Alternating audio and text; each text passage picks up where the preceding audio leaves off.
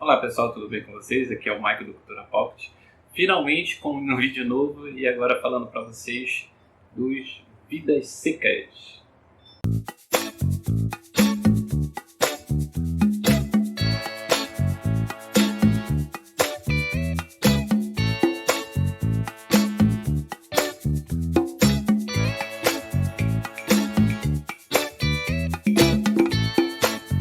Não tem como eu iniciar a dica de hoje agradecendo a minha amiga Rosângela por ter me presenteado com essa HQ maravilhosa. Não sei se foi porque eu fiz cara de pidão para ela e ela entendeu a mensagem, mas ela me deu de bom coração para fazer essa dica. Inclusive, né, vai ser aqui especialmente para ela a dica de hoje. E também da Galera Record. Não posso esquecer de falar dessa editora que fez um trabalho magnífico aqui. E normalmente quando eu começo alguma dica ou resenha, eu começo pela história, mas de forma assim especial essa aqui eu tenho que começar pela arte, porque a decisão de arte que foi feita pela a ilustração do Guazelli, nossa, o poder de criatividade que ele teve nesse quadrinho foi assim, sem palavras. O quadrinho ele é baseado num livro clássico aqui da literatura brasileira, do Graciliano Ramos, do mesmo nome, no Vidas Secas. E a proposta da arte do quadrinho era justamente retratar a seca que a história se passa no Nordeste.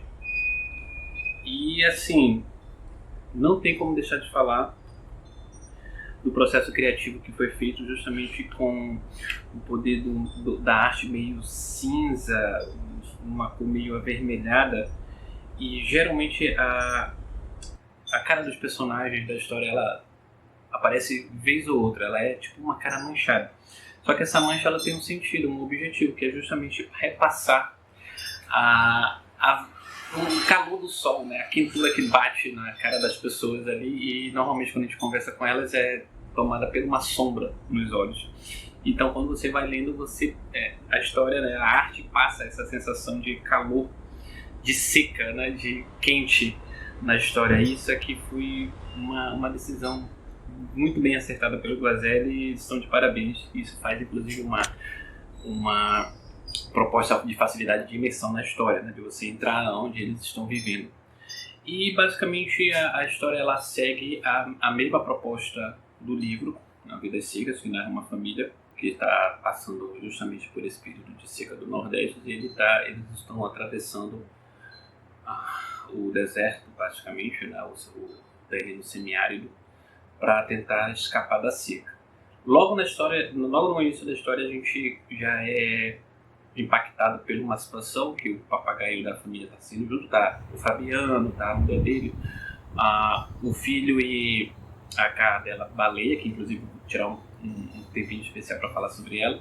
Eles estão atravessando essa seca e o papagaio, né, é o primeiro a vir a óbito, por assim dizer, né, porque eles estão morrendo de fome e não tem mais o que comer e não tem outra decisão a não ser matar o papagaio para tentar escapar da fome.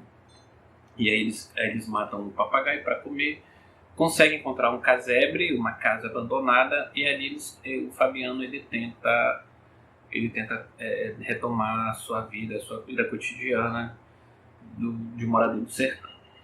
Aí o quadrinho ele faz uma separação bem interessante. Cada parte do quadrinho ela é focada num dos personagens. Você tem o Fabiano, que mostra o jeito dele enxergar a realidade, todos os problemas que ele tem, a falta de conhecimento, né, que ele é basicamente analfabeto, que inclusive mostra essas relações com as pessoas que ele vai fazendo a troca de mercadorias por dinheiro. E inclusive tem uma situação lá com o policial que vai destrinchar no ápice da história, logo na metadinha para o final, uma situação que acontece ali que dá para perceber que ele não soube resolver pela falta de conhecimento, a falta de estrutura emocional ali, e acaba prejudicando a família dele. E aí você entra na visão desse personagem Fabiano e entende as limitações que ele tem, né? Você pode não concordar com muitas coisas, eu não concordei com muitas ações dele, mas dá para você compreender por que ele toma essas atitudes, né? Pela falta de conhecimento adquirido. Isso que eu achei interessante da obra, ver a mesma realidade por visões diferentes, cada um do seu jeito.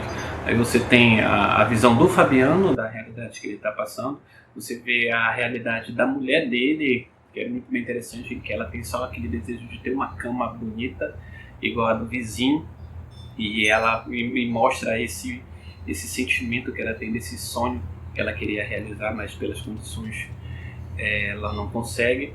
Do filho, que está querendo ser igual ao pai, um boiadeiro, uma pessoa que consegue controlar os animais. E para mim a história mais impactante desse quadrinho, que é da cachorra, né, da cadela baleia.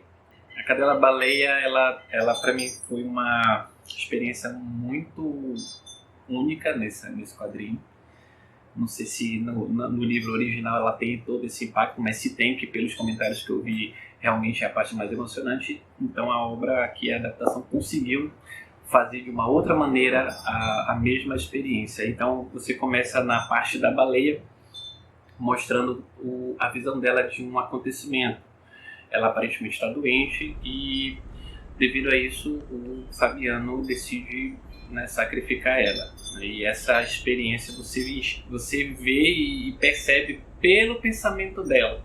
Então é a própria baleia descrevendo o que está acontecendo com ela. E isso ali para mim é um dos pontos chaves e mais emocionantes dessa obra. Me emocionei pra caramba. A HQ mostra a visão da baleia nos momentos em que ela mais ajudava a família, que era caçando os preás, que é basicamente um rato, é um roedor. E mostra essa percepção dela de o que ele está fazendo comigo, mesmo dando comida para ele, o que eu fiz para isso acontecer. Então essa parte para mim é tocante, é emocionante e muito impactante. Vale a pena essa experiência e você vê a realidade dura do pessoal que mora nesse tipo de clima, nesse tipo de ambiente, né, trazendo essa questão da dureza, da dificuldade que eles têm na vida.